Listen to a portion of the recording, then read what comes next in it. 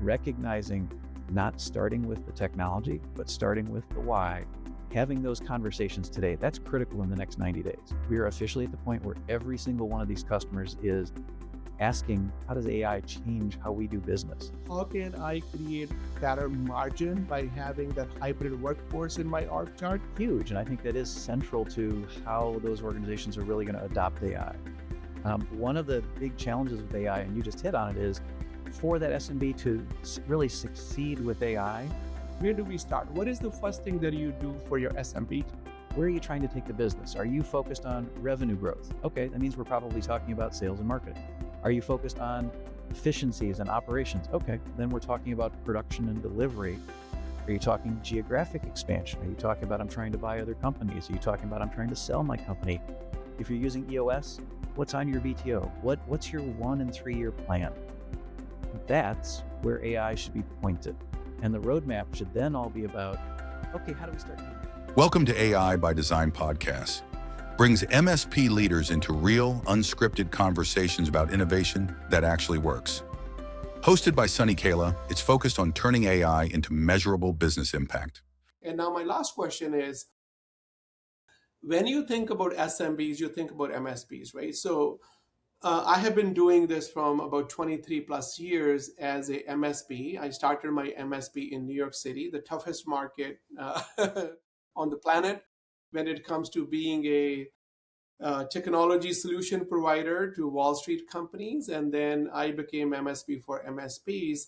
So SMBs are expecting MSPs to be their thought partners when it comes to their technology roadmap.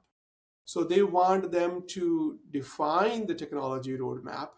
They want them to vet technology solutions that are right fit for their roadmap, where the MSP's customer can focus on their business and they leave the technology to the technology solution provider, which is MSP. And now the expectation in the AI world is my MSP should be my AI company. I should not be searching another AI company because I already have a trusted technology solution provider for my business as a SMB. I don't need to do a lot of my thinking and work in this space because I have a trusted partner. But what I'm seeing as a problem, Alex, is a lot of MSPs, because they are very, very high fact finders, they need a lot of facts before they move, and it's not really working for them in terms of the pace that we are experiencing. So there is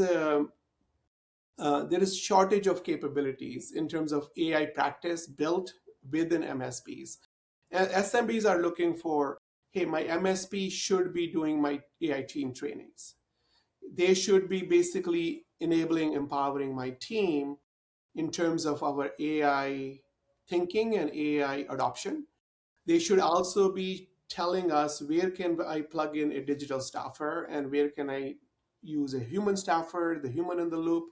How can I create better margin by having that hybrid workforce in my org chart?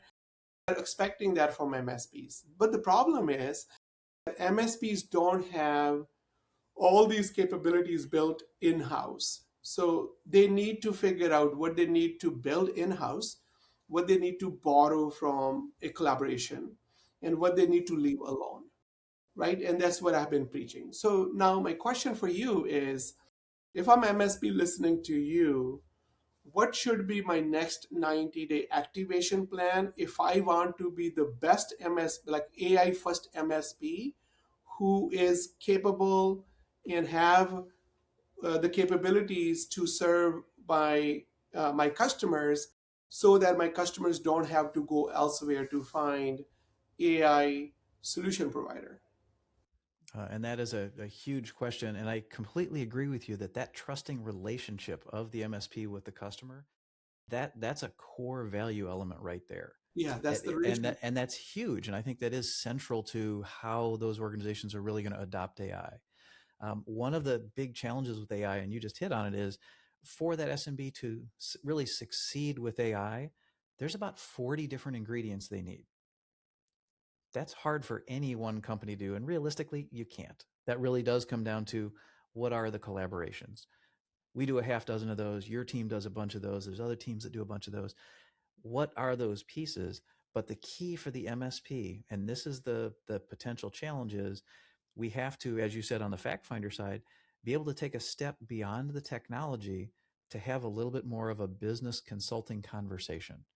So it's getting comfortable with the conversations and really trying to understand not just oh, you want AI? Okay. What do you want it to do for you? And every customer contact, those types of things need to get injected today so that it's not starting with the tools. It's what's the impact you want? Starting to define some of that why. It doesn't have to be a full on definition, but those are the conversations we have to take that trust to the next level in AI. Partnered with that, really looking at, is that a capability you're wanting to build internally? This is a little bit of business consulting. It's a little bit of strategy consulting. Many MSPs want to do that themselves and are building those capabilities. That's awesome. There are others where that's an extension where they need to identify a partner, and that's where fun conversations around collaborations come in. But it's recognizing, not starting with the technology, but starting with the why, having those conversations today. That's critical in the next 90 days. We are officially at the point where every single one of these customers is asking, how does AI change how we do business? How are we going to get leverage from this? What does it look like? And who can help me? So by having the business conversation, the MSP can solidify themselves in the mind of that SMB. Okay, I've got somebody who can have this conversation with me and start to tee up you know what? Whatever your challenge related to AI, we're going to find the right way to solve it for you, internally, externally, and otherwise. So solidifying yourself as that AI resource, I agree with you. I think that's the right short term. Now, so when you engage your end customer, so you work with a lot of entrepreneurs where the growth mindset, they are like, okay, this is an opportunity for me. They're again, our coach language, that the defense budget is not high when it comes to AI. They're like, okay, I'm excited about this. I'm gonna go. I'm gonna be an AI powered leader. And I want it yesterday. Yes. Yeah. And so I remember from our last conversation the way you look at even training teams within these businesses. Even the language that you use is more like empowering rather than training, right? So we'll talk about that a little bit. But when you engage your customers, so let's say someone comes to you, Alex, I am a SMB owner, and I want you to be my thought partner to make me AI powered business. Where do we start? What is the first thing that you do for your SMB? The first thing really does start with exactly that question: where do we start? Let's call that a roadmap, which really comes down to, where are you trying to take the business? Forget technology for a minute. Where are you trying to take the business? Are you focused on revenue growth? Okay, that means we're probably talking about sales and marketing. Are you focused on efficiencies and operations? Okay, then we're talking about production and delivery. Are you talking geographic expansion? Are you talking about, I'm trying to buy other companies? Are you talking about, I'm trying to sell my company? If you're using EOS, what's on your VTO? What's your 1 and 3 year plan? That's where AI should be pointed. And the roadmap should then all be about, okay, how do we start to enable that?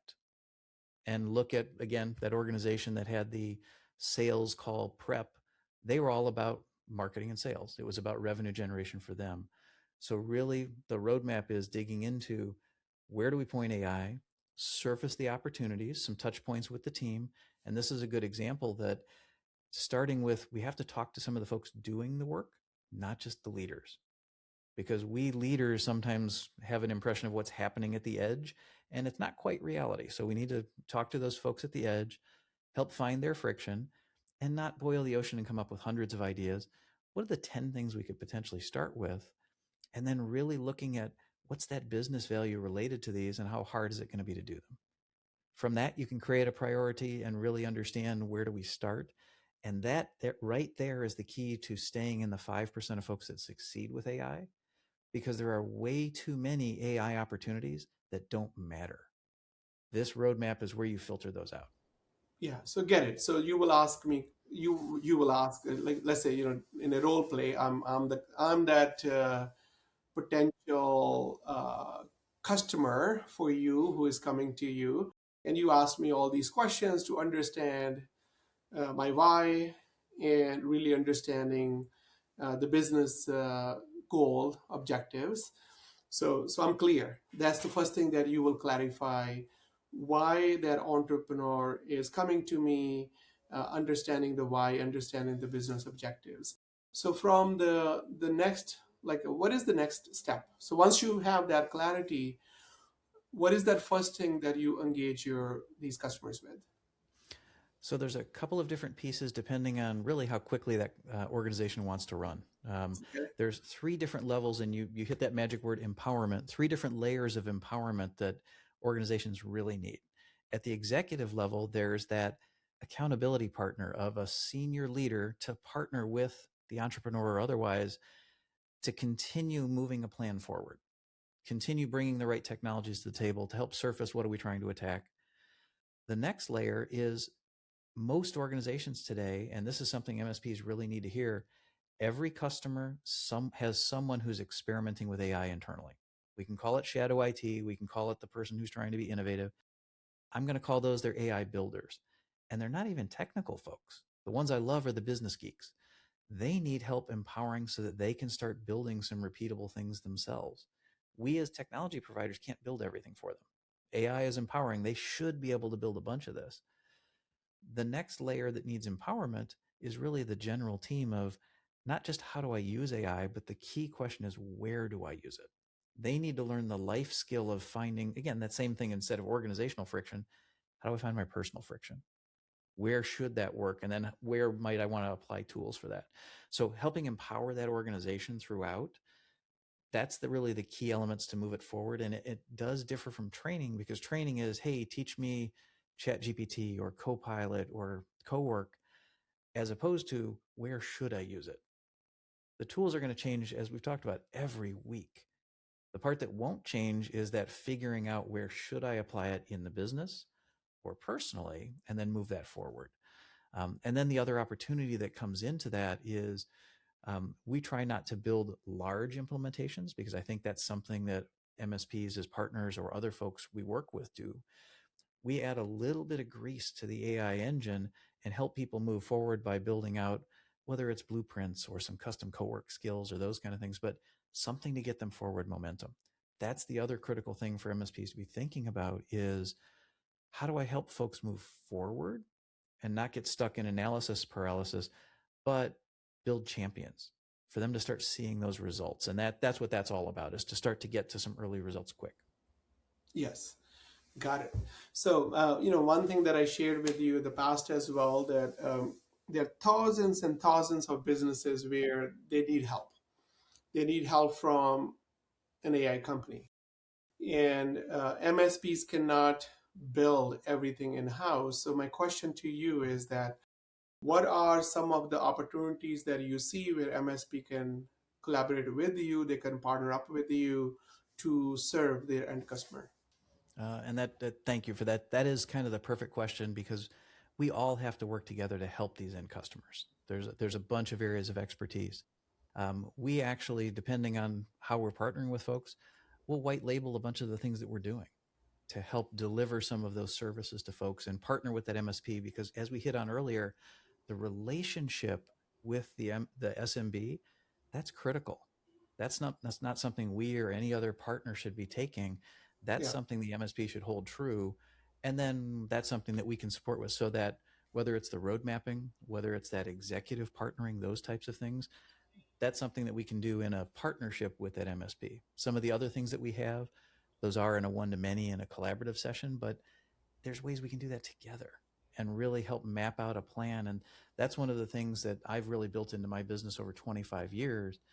Any organization we're partnering with, our job is to make them look great and surface opportunities for them.